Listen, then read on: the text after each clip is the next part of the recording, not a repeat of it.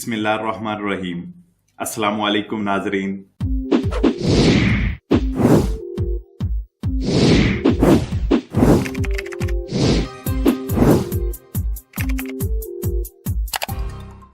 यहाँ पर एक दिलचस्प खबर भी इमिग्रेशन के हवाले से ही शेयर करते चले आपसे, जो कि गैर मुल्की हैं।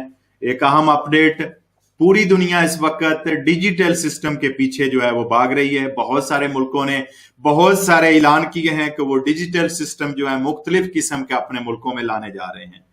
इसी डिजिटल दौड़ के दौरान रूस की एक साबका रियासत और अब एक इंडिपेंडेंट मुल्क जिसका नाम यूक्रेन है, उसने एक अहम ऐलान कर दिया है अपनी पार्लियामेंट में। यूक्रेन की पार्लियामेंट में जो कानून पास हुआ है वो ये है कि यूक्रेन के रिहायशी अपना शनाख्ती कार्ड और पासपोर्ट जो है वो अब अपने स्मार्टफोन में रख सकेंगे और उनका जो पासपोर्ट और शनाख्ती कार्ड है वो वैलिड तस्लीम किया जाएगा। वो अपने स्मार्टफोन में ही अपना पासपोर्ट और शनाख्ती कार्ड जो है वो दिखाकर मुल्क में जितने दफ्तरी काम है वो भी अपने निपटा सकेंगे, बल्कि उसके साथ साथ वो इन पर सफर भी कर सकेंगे। तो इस हवाले से दुनिया में पहला मुल्क जो है वो यूक्रेन बनने जा रहा है।